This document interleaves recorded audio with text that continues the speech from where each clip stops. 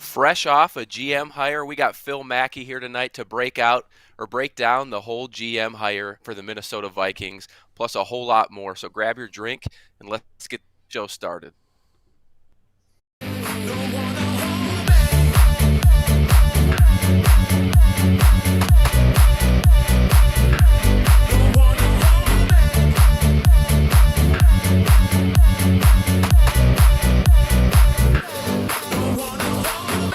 Welcome to Vikings Happy Hour, where we mix our favorite beverage and talk of your Minnesota Vikings.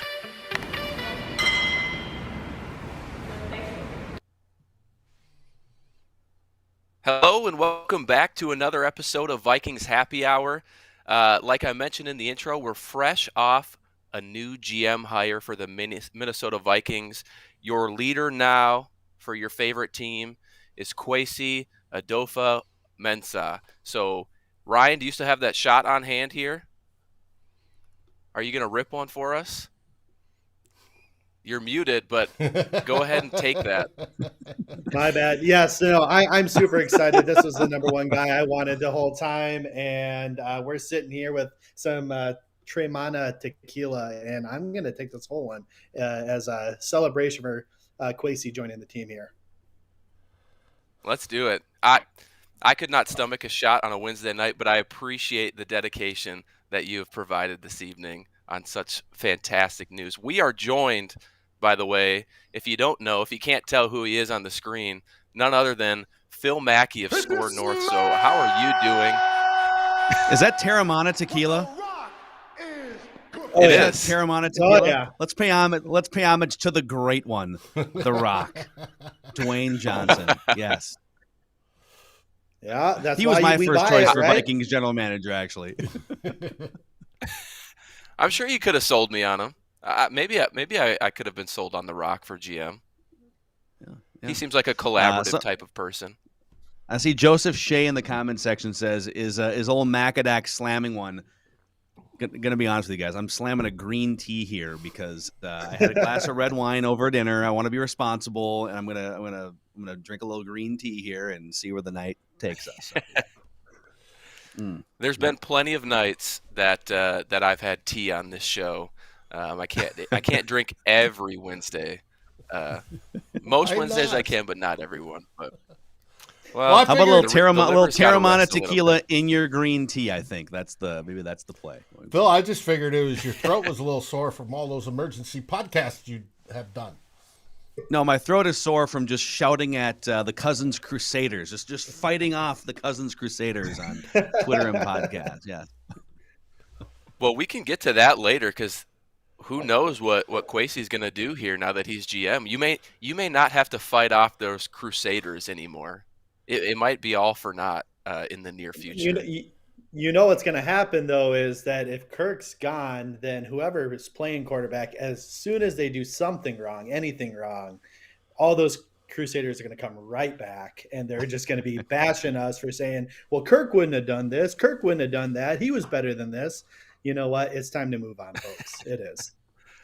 Yeah, I think actually real quick. Yeah. Well, here's the thing. Like, I feel like two things can be true. Number one, Kirk Cousins is a pretty darn good NFL quarterback. He's definitely an above average starting quarterback. But then the second thing that is true is it's time to move on. It's time to not be paying $31 or $45 million to the cap. He's going to be 34 years old. You got a new GM, new coach.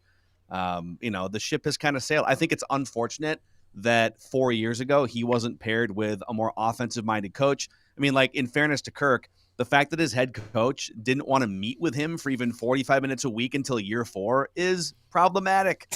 But I hope he finds that relationship somewhere else. I'm ready for a new era of Vikings football, and I'm excited for this GM hire. Absolutely. Well, since we're kind of on the topic of the new GM, right? It's pretty fresh. I think at least for Climbing the Pocket, this is our first live show with it being official. I know last night they had a huge viewing where they talked about it because process of elimination. You kind of thought that it was going to happen. But Phil, what are your thoughts on the new hire, on an exciting time for the Minnesota Vikings? Like, this is a chance to rip up everything we know about this team and move forward with a new outlook. Yeah. Yeah. I mean, I'll preface this by saying we're all a little bit in the dark on this. With coaching candidates, it's a lot easier to gather information. Coaching candidates are just more frontal. They're there. You can watch their play calling. You can see their results. You know that Doug Peterson's been to a Super Bowl and won it, right? You know that Dan Quinn has blown a 25-point lead. With some of these GM candidates, there's just not as much information out there. And so I've tried to do some sleuthing and just check in with people behind the scenes. I'm not the most sourced out guy in the Twin Cities and Vikings media, so definitely don't take my word as gospel. But I've heard really good things about both Ryan Poles, who eventually went to the Bears, and Adofo-Mensah. And there's conflicting reports over which one of them was actually the Vikings' number one favorite. I had actually heard that it was Ryan Poles and that they may have lowballed him. But I don't think they're settling for Adofo-Mensah. I think they're thrilled to get him. I love the fact that he has this different background. I know that makes a lot of people nervous, but he essentially, forget about the word analytics for a second. He has a background in information gathering, information dissemination, and decision-making with high stakes. That's his life on Wall Street. That was his life as the director of research with the 49ers.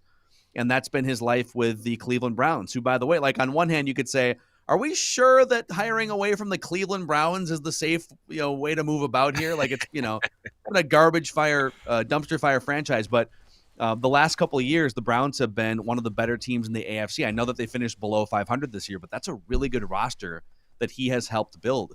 According to Pro Football Focus, they have a top 10 offensive line, top 10 pass rush, and they have one of the best coverage units in the NFL. And when you look at their salary cap allocation, they're not overloading money on linebackers, on safeties, on running backs like the Vikings do traditionally. They're spending money on the trenches. Yeah. They're spending money to fortify the passing game, and they're spending money to prevent the other teams from passing the football. And you could look at the Browns and say they're kind of in a similar spot that the 2008 Vikings were in, where they just need a better quarterback to push that thing over the top. Oh, maybe Kirk Cousins is that guy for them, which we can talk about. But I just love the way that they've gone about roster construction in Cleveland. And if Adofo-Mensah can bring that same structure to the Vikings, then, and by the way, the Vikings have to dig out from salary cap hell too. So there's just going to be a lot of things to maneuver around the next couple of months. But I really like the hire. I like that they're taking a big swing. They're going outside the box. His coaching hire is going to make a big difference here too. I don't know who the odds-on favorite would be, but long rambling point longer, I really like the hire. I think it's awesome. What do you guys think? Yeah, Ryan, I'm really pumped for it. Yeah, absolutely. I'm really pumped for it. So I liked, again, we all, as you said, Phil, we all have limited information to go off of because we only know so much. Again, I don't think it's, and Matt, you've made this point multiple times on Twitter.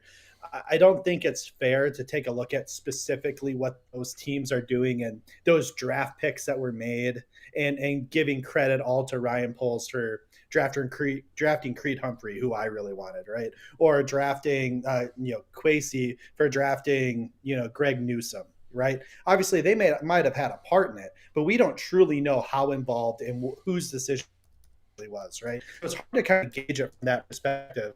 But when you really look at the team and our strengths as a front office, we have Jamal Stevenson in place, who is pretty applaud for being a pretty darn good scouting director, scouting director, and lack, I suppose, a little bit in our front office is analytics. So for us to be able to bring in somebody who is maybe a little bit more forward thinking in that perspective, right? Maybe a little bit more experience in that side of the house, where Ryan Poles utilizes analytics, again, from what I hear, but he's more of a scouting guy, right? Well, we already have some really good folks like that in-house. What we're missing is somebody pretty strong in the analytics side. We do have somebody really strong in cap management. Kwesi can bring some of that too, but bringing a more well-rounded approach and more of that kind of quote unquote CEO style approach versus being maybe more focused in one area in the scouting side where we already have that relatively well covered.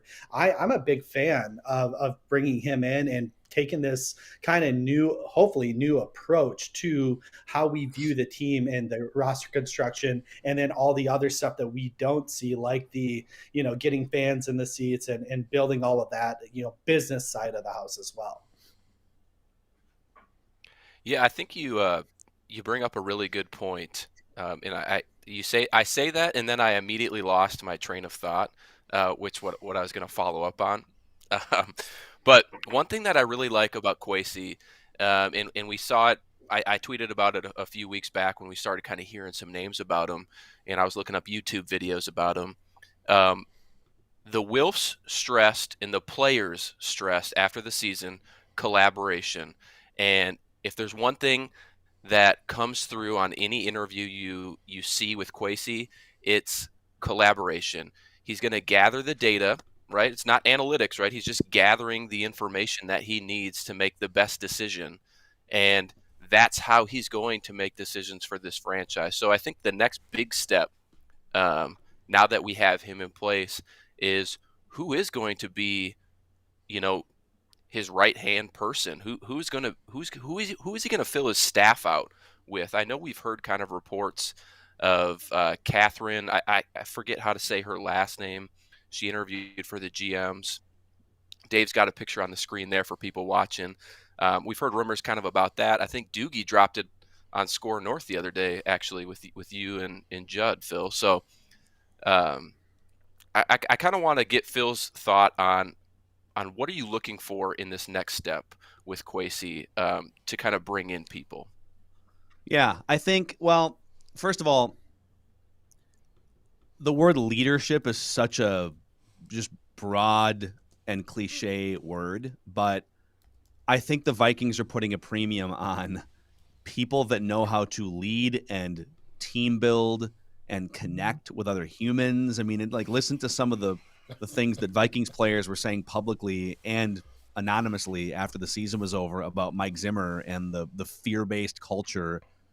And by the way, you hit on, Judd and I came up with the press conference bingo board for the introductory press conference, whenever that may happen. I think you're going to hear the word collaboration in some form. I think you're going to hear the word culture. I think you're going to hear inclusiveness. You're going to hear input, maybe family as an underdog word, communication. Yeah. Well, and is there a free space on that? All of those things. We need to put out that bingo board so everybody tomorrow that's watching the live press conference can all hop on Twitter and type bingo. Yes, I think that'd be fun. And some of that stuff is cliche, but it's also true. I mean, the Vikings, I kept saying this throughout the season, and of course, like anything that you say that's not blindly positive, it's like you're being a hater, and it's like, no, this team looks like the deadest clock in, clock out team that I've seen in my life watching Vikings football.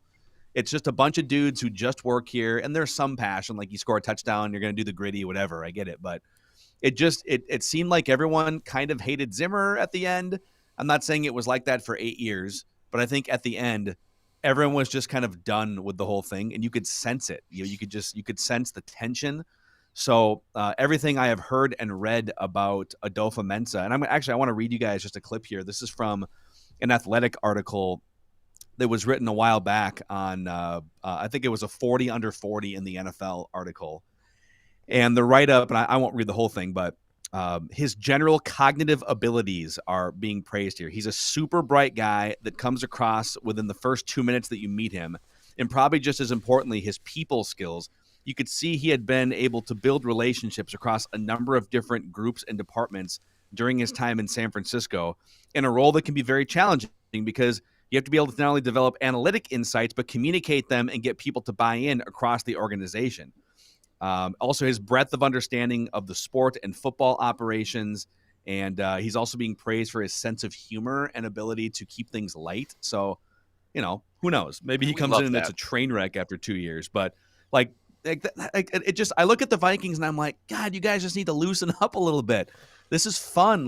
Yes, there's pressure, but it just seemed like the clamps were on so tight, and maybe just extracting some of these people from the organization and bringing in some bright, fresh thinking. I would love to see a Raheem Morris as head coach, maybe hire, somebody floated this to me in a DM a couple minutes ago.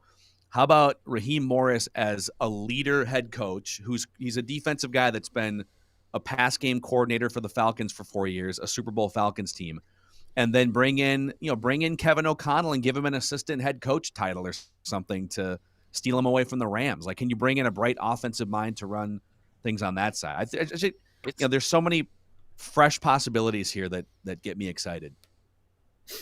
I don't know if you're going to go, Ryan, but I'm going to stop for a second for everybody kind of watching. Technically breaking news, right? While we're live here, the Vikings have officially announced that Kwesi Adofo-Mensah is their new GM. And Kwesi has come out with a statement, and I'm going to read it quick. I am extremely thankful to the Wilf family and the Vikings organization for giving me the opportunity to lead our football operations and join this respected franchise. There is so much to appreciate about this organization, an existing nucleus of talent on the roster, top-notch facilities, passionate fans, and smart people throughout the building who are committed to winning. I look forward to partnering with our next head coach and our entire football operations staff to begin our work of bringing a Super Bowl to Vikings fans. Super Bowl. There it is. Super Bowl.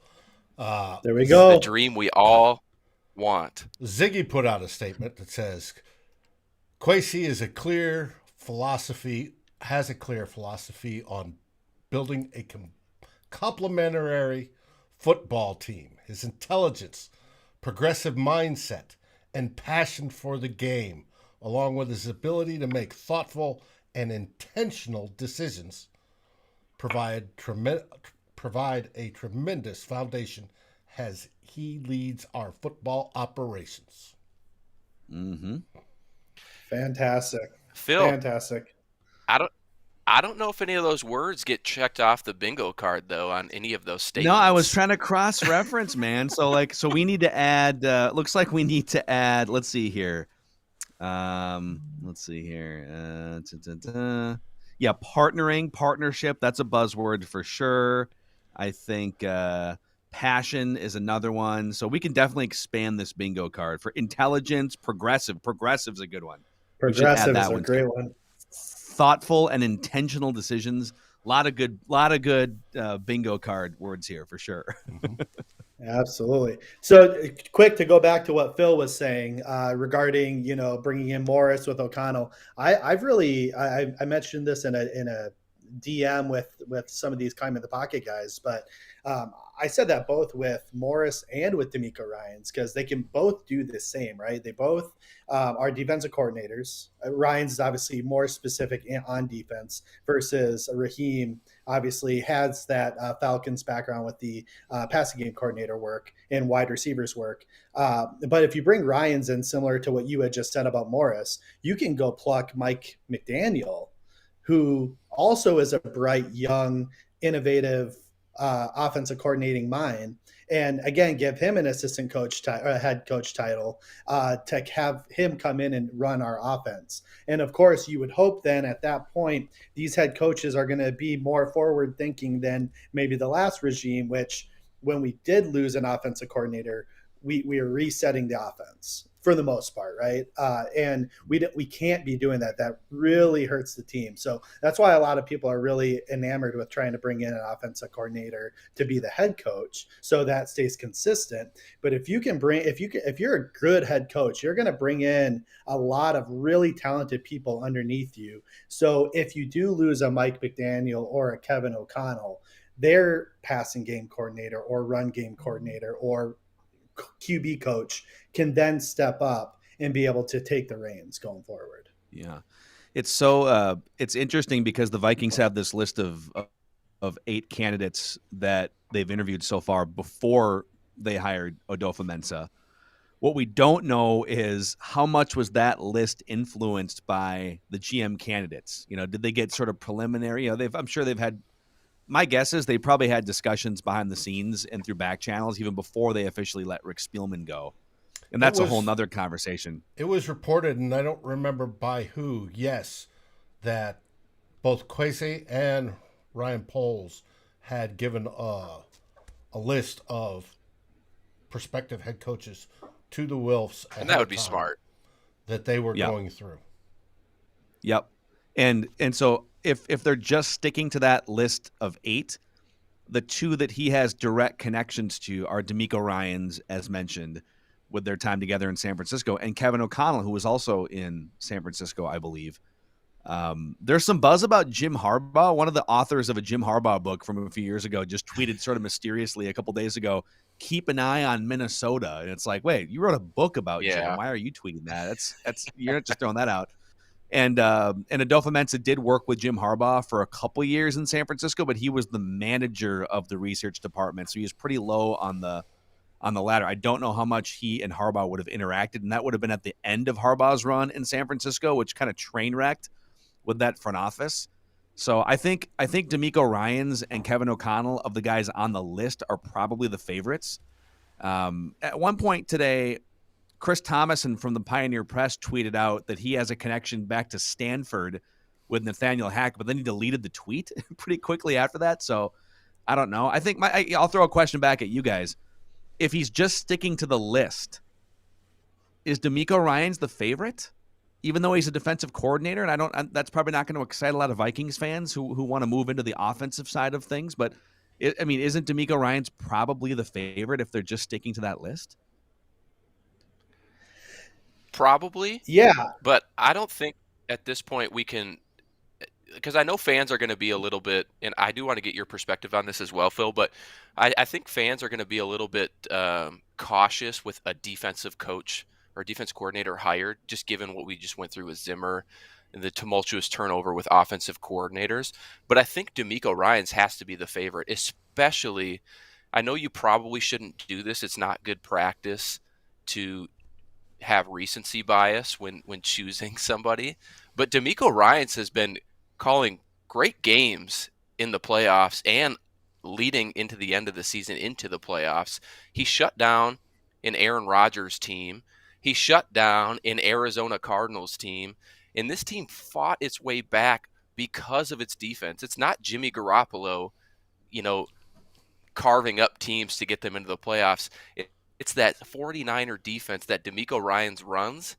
And I think fans should be excited about that. And I know fans are really clamoring for the offensive coordinator, head coach, so we don't have to go through that turnover. But for me right now, personally, it's Demeco Ryans 1.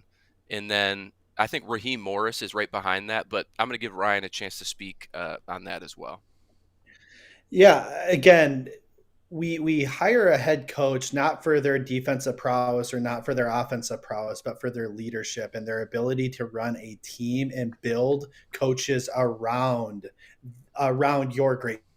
Like you look at Andy Reid and all these great John Harbaugh and obviously they're very good coaches and they're also very good at what they do in terms of John Harbaugh with the special teams. The Ravens special teams is always great.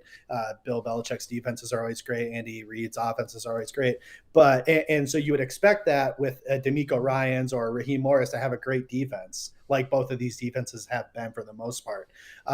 But you're hiring them not for that prowess, even though that's a huge plus. It's, are you a leader of men? Can you build a culture and get the buy-in from this team to get them to reach levels that they weren't reaching before? Can we, and then can you also build that infrastructure underneath you? So when you do lose a Kevin Stefanski, you're not begging Gary Kubiak to come in and coach the team, right? You have that infrastructure. I mean, you're even seeing it with I think with the Packers, right? So the Packers are in potential to lose Nathaniel Hackett to a number of different teams. And they already said, we have his replacement inside the house, right? That's what you want. You want to build that infrastructure inside. And I think you can do that with either of these guys. Again, I only have limited information, but from what you hear about each of them, from what you're seeing in like player advocates, other coaches advocating for each of these guys, I think you're going to get that out of them. And then hopefully we can continue to build great coaches internally that can step up when we get poached. I know it's going to be tough for us because we're live on the air right now, so you can't really read it. So go bookmark it, or if you're not talking, just sneak over and read it. But the Vikings communication staff right now, or the PR, is flooding our timeline with just statements from people across the league. 49ers GM John Lynch, a big write-up on Kwesi. Andrew Berry from the Cleveland Browns, Kevin Stefanski. Like, it seems like the Vikings got this right. Am I wrong? Like, is there any reason for skepticism at this point, or should we just fall into the trap of just falling in love with this guy to lead our team right now? Well, you should. It's a great question. It's the Vikings, so you should always be skeptical. That being, I mean, I'm looking at the same stuff you are. I mean, they literally have like full Q&As posted on Twitter from John Lynch, and I haven't even read some of these from. This is I've never seen this before, and it makes me wonder, like, you guys are overcompensating a little here. Okay, maybe just let the hire speak for itself. If there are some quotes that are standing out, just read them. I'm curious. Yeah, here I'll just I'll just start reading here. So they're posting so many things. So John Lynch, he didn't hire Adofo-Mensah with the Niners, but I think he presided over Adofo-Mensah's promotion to director of the research department a couple years, 4 years ago. Somebody just texted me. He said in this quote, I know they made a tremendous hire. How do I know that? Well, I worked with the guy, and I just got to see firsthand the breadth of all that he brings to the table. I think it starts with intellect. Obviously, he's well-schooled and all that, Princeton, Stanford, etc. His curiosity to learn different. I love. That's another buzzword, but I love when people are curious. He was a trader who. I'm just getting sucked into these buzzwords. Culture. Curiosity. Fall into the trap. He was a trader who then got into research and development analytics. He always hated when we called it analytics. He preferred research and development. He's just a very forward thinker, and he wanted to learn about watching football and studying players, and did a tremendous job of that. There's a lot more here. You can just follow at Vikings PR on Twitter. They're sending out all kinds of interesting stuff here. And I want to add one in here too. I'm not going to read the whole quote, but from Andrew Berry, one line sticks out to him from his quote, which is Kwesi's infectious energy. Just that. I mean, it goes on much more, but infectious energy. Just like Mike Zimmer. Just like Mike Zimmer. So I didn't get your take on it, Phil, but I do want to ask you, what are your thoughts on hiring an offensive-minded head coach or a defensive-minded head coach? Are you concerned about that as we kind of shift our attention? I think we can enjoy today's hire for sure, but we really need to shift our attention and kind of move quickly here because the market's hot. There's still 9 head coaching vacancies out there. Yeah. So there's a reason why I was applauding here while Ryan was talking about you need to find the best CEO of a roster. The best leader of men, the best inspirer, right? Like you need someone that can, like a Mike Tomlin type. I love the fact that the Vikings, there's reports out that the Vikings are looking for a Mike Tomlin clone. Like they know that he's the one that got away back in 2006, 2007. Mike Tomlin has been a defensive-minded coach, but the Steelers, throughout many of those 15 years that Tomlin's been there, have been a great offensive team first and foremost, right? I mean, I think defense has been the groundwork, but John Harbaugh is another guy that he's actually a special teams background, and that team has been defensive when they need to. They've been offensive when they need to, but he's an excellent leader of men. And so I'm all aboard leadership being, and however you can sniff that out, and it's hard sometimes, but especially with guys who haven't been head coaches before. Like, we know that Doug Peterson, when things are going well, is a great leader. He's won a Super Bowl before. We don't know if Nathaniel Hackett, as the leader of a roster, not just a coordinator, can do that job. So there's going to be some risk with any unproven candidate that you hire. So again, leadership. But then I look at the conference championship games this weekend, and I see Andy Reid, Kyle Shanahan, Zach Taylor, and Sean McVay. And all of them are offensive ninjas, right? They're all innovators on the offensive side. They all have offensive backgrounds. And yeah, like the Buffalo Bills were maybe a squib kick away from having a defensive guy in the AFC Championship in Sean McDermott. But I think in a perfect world, you would find a leader of men that also is a brilliant offensive mind. But if you're making me choose between offensive mind and a pretty good leader or a dynamic leader who's going to hire right, give me the dynamic leader who's going to hire right. I think you touch on a really good point, too.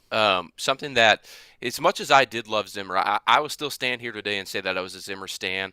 I know he got trashed kind of walking out the door there, but I feel like if he's winning, his style works. If he's losing, you're going to have people turn on you. But one thing I will say that I'm looking forward to for our next head coach, and you alluded to it, is not only the leadership aspect, but the delegation aspect. Zimmer was very much defense is my baby, offense, good luck.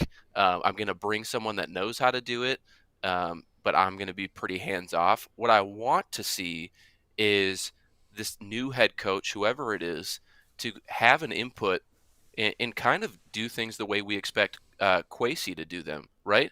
Gather the information and make the best decision for your team, but be involved all around. Don't just stick to one side of the ball and ignore the rest. Maybe delegate those responsibilities, focus more on in-game management and how to stop teams under the 2-minute mark at the end of a half, instead of, coming up to the press conference after the game every week and saying, yeah, I probably called the wrong play there. Only specifically ever talking about defense and what he did wrong, but never the offensive side of the ball. Yeah. I don't know if you guys have any takeaways from that. Yeah, I'll add to it and say I was a huge Mike Zimmer stan for the first 4 years, and even like maybe the first year or two with Cousins too. I think he foreshadowed his own firing 4 years ago at the Combine, and we've gone over these quotes a few times on our show, in which he stood up there in February of 2018, and he didn't say Kirk Cousins' name, but he said, "We need to be careful," and I've told this to Rick Spielman, about paying a lot of money for a starting quarterback and erode from what we've built. He said, we've won 40 games in 4 years. We just went to the NFC Championship game. We've built it with defense. We've built an identity. And that team had some soul and some spirit, and it was the way that Mike wanted to build the team.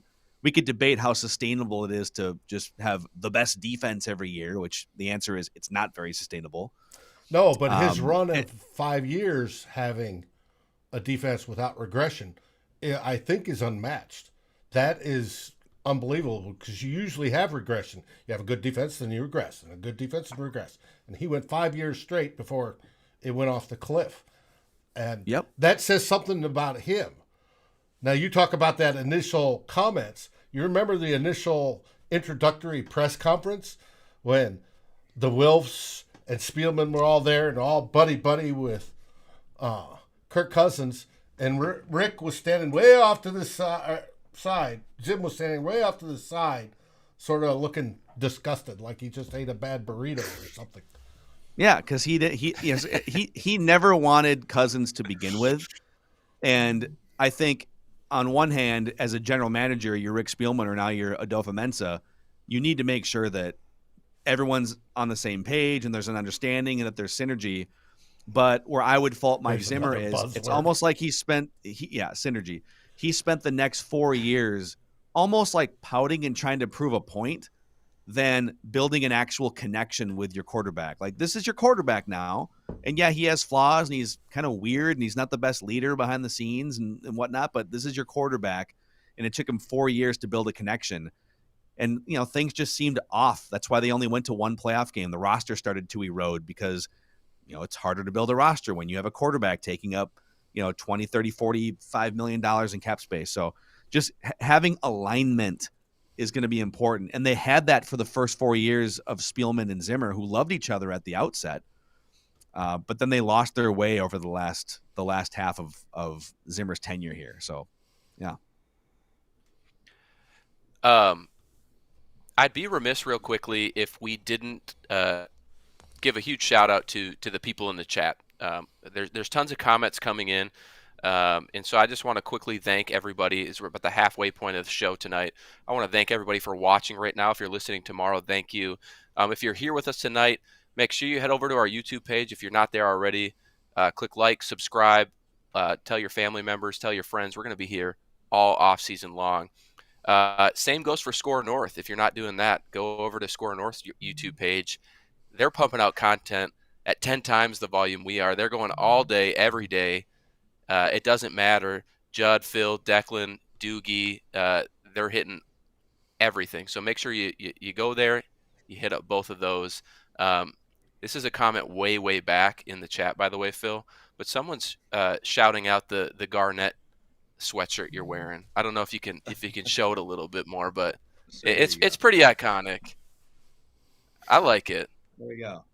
Yeah. By the way, rootsoffight.com. Rootsoffight.com. They've got these old school KG high school hoodies. I don't know if they're on sale or not, but they're pretty badass. So, and they're not even. I don't know. I just like the company. I'm not like a paid influencer or anything. I just think they have great stuff. So check them out. I know this isn't a Wolves show, so we probably won't talk about it too much. But given that the rise of the Wolves, I might need to just go get myself. Do they make Anthony Edwards ones? Maybe. They might have to, man. They're making a bunch of Legends hooded sweatshirts, and I think he's well on his way to legend status. I love that guy. Let's go. Well, so I think we've going back to the comments. Going back to the comments real quick, Matt. I'm sorry to cut you off, but no, go for Phil, it. You and I were interacting on Twitter earlier today. Of course, some Kirk discussions, and we're talking about I think Mary Kay Cabot, is that how you say her name? She put out some reckless speculation, right, of the fact that Kwesi's here, has a relationship with the Browns. We're trying to potentially get rid of Kirk. They have a need at quarterback potentially. I mean, Baker's there, and they've already committed to him, but teams commit to guys all the time and then move on from them. Then trade. And I put out the comment that, and somebody else put this in the comments actually. So why don't we trade Kirk for Baker? Of course, you're getting some compensation back, second, first, whatever you're able to get. And people, obviously, I understand people are not excited about that, right? Why would you be? Baker just came off the worst season of his pro career. Obviously, he was hurt all year. I think he is much more the second half of 2020, early 2021, when he almost beat the Chiefs this year. I think that's truly what Baker is. But why wouldn't we take an opportunity to bring him on for a year, prove it deal, right? If he does great, awesome. You extend him or you give him a franchise tag to make him prove it for 2 years in a row. If not, no harm, no foul. We just shedded, I think, what was the number? 18 plus 10 because we have to eat 10 of dead cap. So 26. So we're roughly 19 ahead, or 16. I'm bad at math. 16 ahead of what we would be to utilize that to at least pay our draft class, right? Because we need 7, 8, 9 to pay the draft class. Why wouldn't you do that deal? Talk to me about your feelings about that. Yeah, I'll preface. Yeah, I checked Twitter for a minute, and Ryan butted in and had to do a Baker Mayfield connection to the Vikings.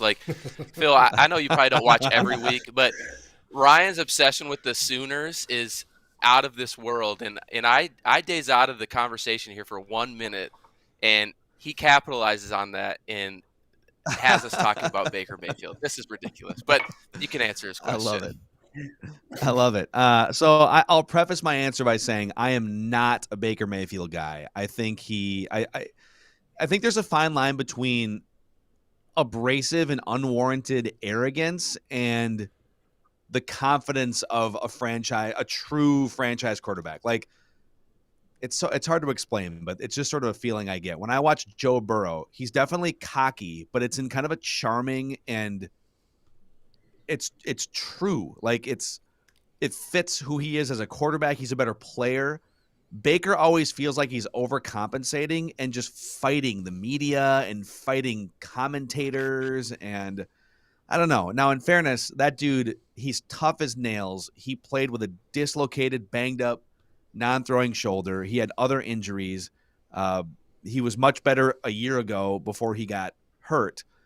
And so I am curious to see. I don't think he's ever going to be in the class of like Josh Allen or Pat Mahomes or Joe Burrow. And for that reason, I don't think there's, his value was he's pretty good and on a rookie contract, and you can build this monster roster around him. But when his price tag keeps going up, and if he eventually, hits the free agent market, and, even if he's the 15th best quarterback in the league, the market rate is going to be $25-30 million a year. I'm out on that. But if you're telling me I can trade Kirk Cousins, I can get out from underneath any semblance of that contract. I'm done kicking the can down the road on that contract. And I can get Baker back just to see what he looks like when he's healthy for a year. He's got Justin Jefferson to throw to and Adam Thielen, et cetera. And maybe I get a second-round pick attached to him as well, and I get the whatever it is, $15-16 million in cap space to spend in other places. I would entertain that. I mean, and on the flip side, people are going to say, well, if you think Kirk is so bad, and I don't think he's so bad, I think he's one of the 15 best quarterbacks in the world. He's just compensated too much. There's a glass ceiling on him. I think he melts in certain big spots. I think he's a glass ceiling guy. But I think there are some teams in the league, and the Browns are one of them, that can talk themselves into, much like the Vikings did 4 years ago, we're so close. We just need a better quarterback. We've got the cap space, and the roster is built. Let's insert Kirk as the better quarterback and see what happens. Now, when that happened 4 years ago, they didn't cash in. He didn't play well enough in some certain games. And then the defense started to erode in year 3, year 4, right? Cleveland would be an interesting spot for him. Carolina, Denver. There's like 3 or 4 teams. Now, do Pittsburgh. I think Pittsburgh. Kirk would be an upgrade over Baker Mayfield. But do I think Kirk and that Browns team is going to beat Patrick Mahomes or Josh Allen and those Bills and Chiefs teams in a AFC divisional game? No. But the Browns might look at it and say, well, this is the next logical step. We can't go forward with Baker. Let's find someone else to take a step forward. Stefanski and Kirk have a good working relationship. Stefanski got that Browns job in part because Kirk Cousins and the Vikings beat the Saints on the road in a playoff game, right? So, I think there's real legitimacy to this Browns-Vikings discussion, and it might make sense on both sides if there's a draft pick coming along with Baker. Right, and it puts Baker in the position of the bridge quarterback between now and the 2023 draft class, which is supposed to have better quarterbacks. And if Kwesi wants to go that route, he can do that. Now, in the meantime, if he's the bridge quarterback and he blows everybody's socks away and we go to the Super Bowl, well, then the decision's easy. But you could say, hey, he was our bridge quarterback. We're now drafting, we're moving up and drafting 8th to pick quarterback XYZ. And that, to me, that makes a whole lot of sense. And let me clarify. Obviously, I'm a huge Baker fan because of the Oklahoma ties mainly. Like, he's a folk hero for Oklahoma fans. But I do not think he is the next Patrick Mahomes, Josh Allen. I don't think he can compete with those guys. I don't think he's going to be an elite quarterback ever. At one point in time, maybe. I thought maybe he could be the next Drew Brees. And there goes Ryan. That's good, because I didn't want to talk about Baker and Kirk Cousins anymore. Well, JCSST talked about signing Trubisky. There's another bridge quarterback. You have Minshew with the mustache. There's another bridge quarterback. You have Teddy, if they wanted to bring Teddy back. There's another bridge quarterback that would work to get us through that next season while they build up the team this year and then go for the quarterback in 2023. Yeah. And I think like you just hit, Dave, on a really – there's a key distinction here because I think there's a lot of people that listen and watch and hear this discussion. They're like, what are you talking about? The Vikings are much closer than that. I mean, they bridge quarterback. Why don't you just get better coaching and more offensive-centric coaching and run this thing back and get Danielle Hunter back? And I say – they have the third or fourth worst salary cap situation in the NFL. For them to even add to this roster, they have to find probably $30 or $40 million in cap space. Like they're 12 above right now. They need to get like 8 or 10 below just to sign draft picks. So that's 20. They need to free up like $20 million just to draft. And then if you want to make some actual noise in free agency, it's another 10 or 20. And then you start looking at the 7 or 8 contracts that you could tap, and it's all Ring of Honor guys or Kirk Cousins. It's Adam Thielen, it's Harrison Smith, it's Eric Kendricks, it's Danielle Hunter, and it's Kirk Cousins. That's your defense even more than all the people on the defense that are leaving because they're free agents. Mm-hmm. Yep. So you can get rid. Let's say, all right, well, this is a tough decision, but let's get rid of Danielle Hunter and Eric Kendricks. Okay, now you have cap space, but you also have Danielle Hunter and Eric Kendricks to replace on defense, and 2 out of your 5 offensive line spots to fix. You know, maybe you can fix one of these things in the first round of the draft. And so for all these reasons, I don't think they're going to be rebuilding or garbage in 2022. And with the, with the extra wild card spot, they could pull a Philadelphia Eagles in a weak division, maybe minus Aaron Rodgers, and sneak their way into the playoffs while retooling. But I think 2023 is the year to be hyper focused on here. If you play your cards right, you can have like $80 or $90 million in cap space, maybe a couple extra draft picks if you trade a couple veteran players, and you can have your choice of quarterbacks in the next 2 drafts. Like it's I know it's hard because you want to win every year, but if you look at 2023 as the target year, it's fun to think about the possibilities. If you try your hardest to do as much as you can this year, you might screw yourself and be stuck in mediocrity land, and that's what we don't want to see. Well, Phil, I want to thank you because what a seamless transition you've given me here, because I put in the show notes. I didn't share it with you because you said you didn't really care about the show notes.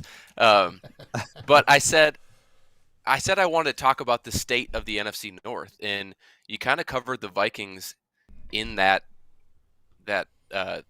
little snippet right there. But can you give us kind of your thoughts on the NFC North as a whole here? We just saw the Packers get ousted last weekend.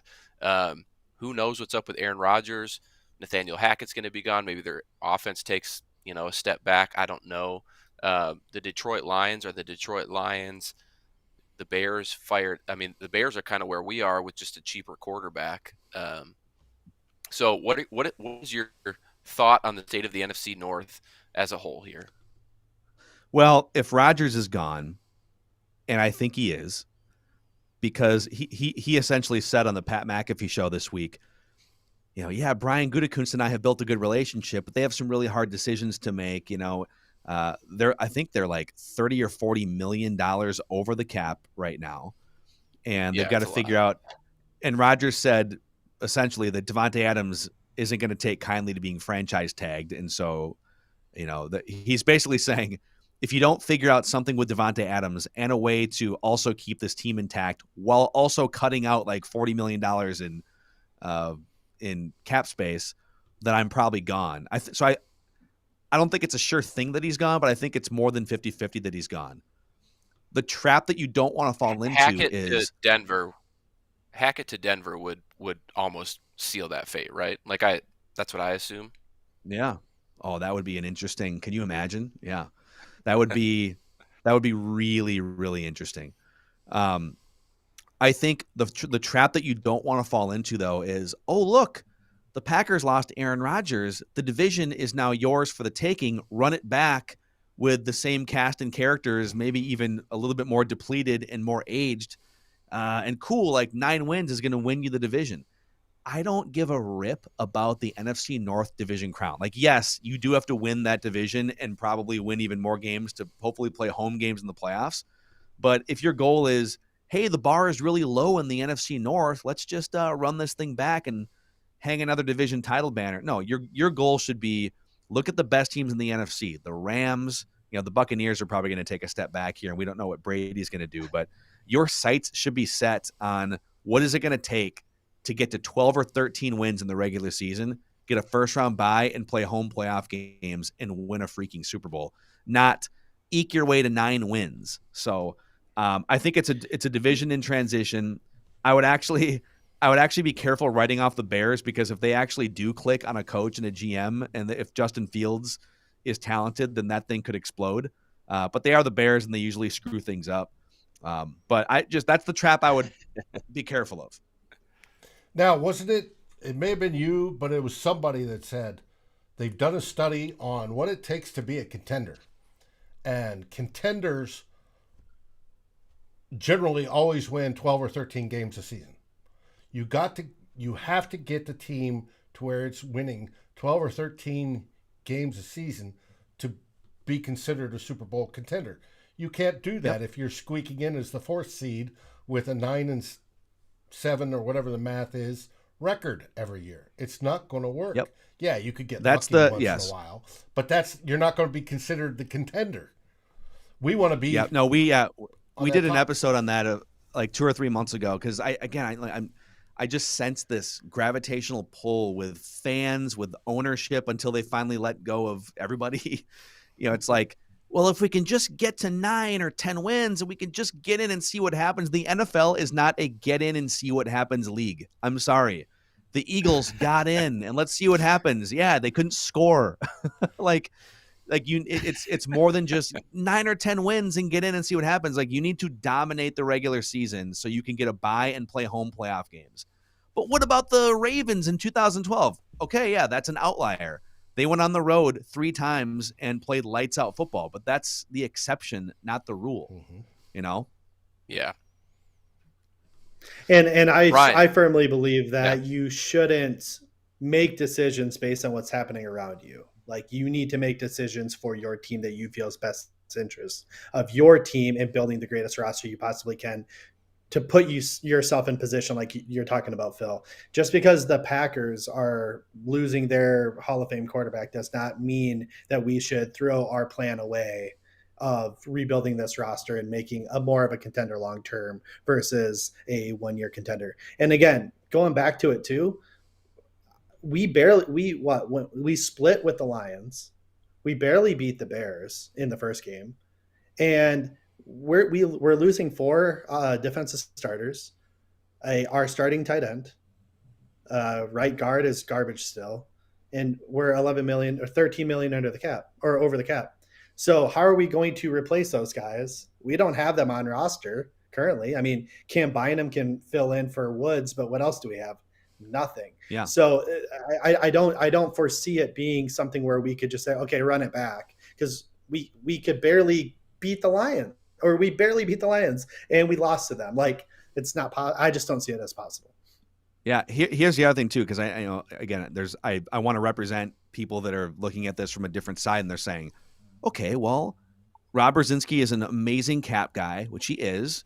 And the Vikings always find a way, like they did this last offseason, to find $20-30 million in cap space. Okay. So let's say they restructure 3 guys, and maybe they restructure Kirk and they kick the can down the road or whatever, and they free up $30 million in cap space. Okay. Let's say they get to 30.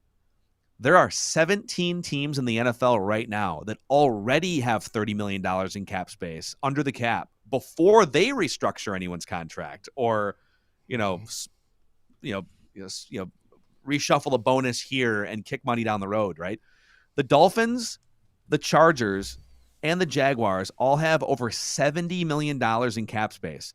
Washington, Cincinnati, Indianapolis, Seattle, the Jets, the Broncos all have over $50 million in cap space before they even restructure contracts. So, let's say you free up cap space and you say, all right, now we can get those 2 free agents that we have our sights set on. You're going to get outbid. You don't have enough money.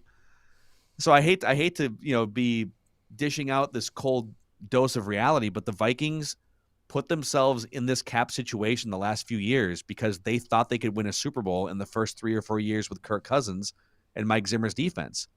They missed their window, and that's why everyone got fired.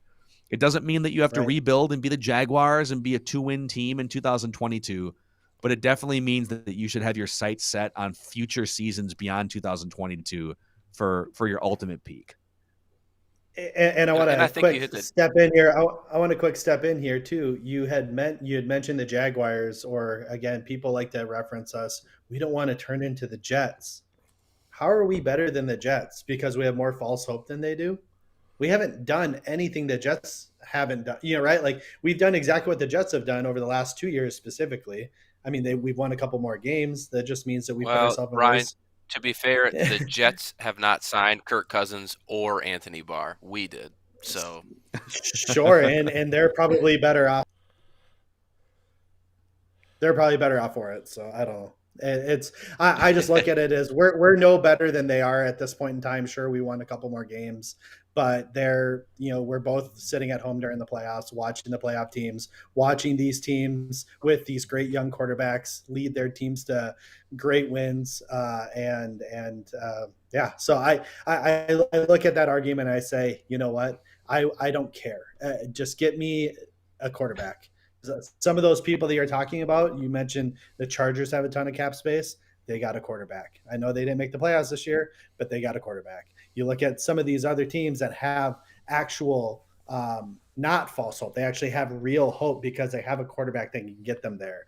Baltimore has Lamar Jackson. They didn't make the playoffs. They were hurt, whatever. They have hope. We don't have hope. We just don't. We don't have money. We don't have a quarterback that I feel can get us there. The only hope we have is that we just signed Kwesi, and I'm super pumped, and I'm going to have another one for it. And there it is. There it is. There it is. Oh, my gosh. Just the show's almost done. You're going to be lonesome and drunk at the end of this show if you keep going at this rate. But that's what I'm saying, man. The optimism here is now that we have a fresh start.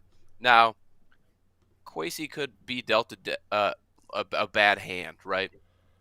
Who knows what he's going to do? Phil alluded to it already. A lot of guys that we have to decide on their future here to kind of alleviate cap space. Some long-tenured guys, right? I would not be surprised to see guys like Kendricks, Thielen, Smith, Kirk. I think with the exception of probably Justin Jefferson, you probably want to put everybody on the table to get rid of or restructure or trade or whatever you need to do. I think we just need to be open to that idea as Viking fans, given the situation that he's walking into. So, but there is hope, and I want to say that there is hope. There's trade rumors for Kirk Cousins. There's a new GM signing. There's a potential new head coach next week. So, optimism. And on the CTP in the huddle, Eric thinks PFF Eric, he thinks that we can get a first for Kirk. Like he thinks we can get more than what the Colts paid for Wentz. So I don't know. He's got people who knows some people. So who knows what he's hearing out there in the market? But I really hope he's right, because if we can sniff anything around a first round pick, I'm all in. Phil, I think you need to get Eric on your show and just keep getting this information out of him. I love Eric. Eric and I have been friends for like 9 years when he was a math teacher in Wisconsin, and now he's a vice president at Pro Football Focus. And so, yeah, you should definitely, people label him as you're just a Kirk hater. It's like, no, he's a very plugged in and analytical voice in the football community. And I think he's right way more often than he's not. He was on the Vikings record before last season. Mm-hmm. Before we end this show tonight, I got into a heated conversation within our I'm in the Pocket chat on Sunday evening, and I just want to get Phil's take on it.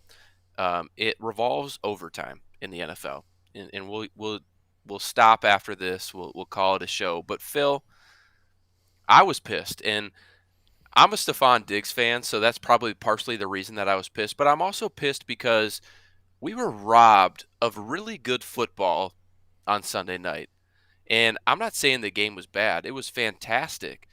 But we did not get to see Josh Allen try and lead his team to a victory. I mean, we did to a certain extent, but when it came down to it, it was pretty much up to a coin in the middle of a field in Kansas City, which I just don't want to leave a football game up to. I want to see two of the best quarterbacks in the NFL battle it out. I don't care if the score is 70-70 or 71-70. I guess it would technically be the ending score, but I don't care what the score is or how high it gets. I want to see these guys, these legends, go back and forth because that's what makes football fun. But I want to get your take. What do you think of the NFL overtime format? Would you make any changes to it? Do you think it was fine the way it ended? Do you think the Bills should have just stopped them? I'll leave you to it here, but know that I'm fuming on my side of the camera still. Yeah, I mean, on one hand, if you're the Bills, you have a lead with 13 seconds to go, and then, even if they score, you're going to go to overtime. Like, how about just stop them once? So on one hand, I don't know that the Bills deserved another chance. The Bills had their chance, but I'm generally with you. I think we can simplify this by saying both teams should just get one possession in overtime, and if the game is still tied from there, then it's sudden death. Oh, that seems pretty logical to me. I stayed out of that conversation. I stayed out of that conversation on the chat because I'm relatively indifferent.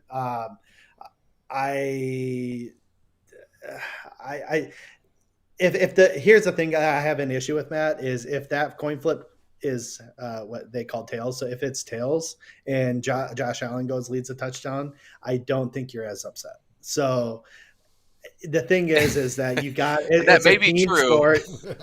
It's a team sport. You got to stop them. You had two opportunities to stop them. They didn't just have the one opportunity. They had two opportunities to stop them, and they weren't able to. And I think I don't love the overtime rules, but I honestly don't have an answer for what's a better overtime rule because I don't think the college answer is the right answer either. And I don't hate the idea of just having another 10 or 15 minute overtime period and whoever's winning after that wins, but I just don't know what the answer is. So I can't say I'm going to be against the overtime rule until there's a legitimate better option in front of us. I'm just going to go back to what Luke on Locked On Vikings said, friend of the show. If Locked On Vodka would actually be a great podcast. It might not be a very successful one, but it would. I'd watch it. Locked On Vikings, Luke Braun, he said this essentially. If your offense is bad, your defense gets to bail you out in overtime. If your defense is bad, your offense does not get to bail you out. So I think the agreement here is that what Phil said, both teams get one possession. Good luck, because if you don't do it there, then it is sudden death. And I think I'd be more okay with that than what I saw last week. So it is a little bit past 9 o'clock. I want to offer it up one more time, see if you guys have anything else you want to talk about. We covered a lot tonight. It was a long show. Phil, Ryan, anything that you want to talk about that you didn't get to? I would say I think that's the first time we've heard from Ziggy Wilf in a statement in basically since the Vikings got a Super Bowl award to them. So I'm happy to see that Ziggy Wilf has come out publicly. He's so excited about the Vikings' new general manager, Kwesi Adofo-Mensah, that he has broken his silence. I must tell you something. Let's go. Ryan, how about you? Like I said, I'm just super excited about the hire. I think this is a new generation of Vikings football that we're going to see that I think is going to reap hopefully some rewards that we are hopefully due over our however long we've been around since the 70s. So I think we're ready for it. The fan base needs this, and I think this is the guy to help us get this there. I'm with you there. Dave, I'll let you have some final thoughts here, and then I'll take us home. First off, I want to thank Phil for coming on the show. We appreciate you. We appreciate everything SKOR North does. And, of course, you, Judd, and Declan, and anybody else behind the scenes I don't know yet. Along with, we have a show tomorrow night, everybody. Flip Mozzie, the great Flip Mozzie, who is here tonight watching with us, has got me questions. Eric Thompson of Daily Norseman will join him answering those questions. And we have Vikings hot takes. Viking without the S. But we'll be talking about Vikings with the S, right, Flip? And what do we always say, everybody? Hold on. You robbed me last weekend. I'm robbing you this weekend. Or this week. Sorry, Dave. Again, I just want to say to everybody in the chat tonight, thank you for being here. Thank you for watching. Thank you for commenting. We're excited for the future of this Minnesota Vikings franchise. Phil, a huge thank you for you coming on again. I'm very appreciative of you guys at SKOR North, and you guys always willing to come on. The local media here in Minnesota is tremendous, and we really appreciate you coming on this evening. Thank you guys. For everybody else, next week we will be back here on Vikings Happy Hour live at 8 p.m. Central, and we have another special guest. His name is Chad Graff, and he writes for The Athletic. You may have read his articles. If you haven't, you should go subscribe to The Athletic, read those articles. They're fantastic. He'll be on next Wednesday evening at 8 o'clock. And like I said earlier in the show, if you're not subscribed to Climbing the Pocket on YouTube, make sure you're doing that. You can find me on Twitter, @MattAnderson_8. You can find Phil Mackey on Twitter, @PhilMackey, or at SKOR North. You can find Ryan on Twitter, @SportsGuyRye. And Dave, you're going to have to pronounce your own, but then you can send us home. @Lufkriger, which means air warrior in Norse. With that, Skol, everybody!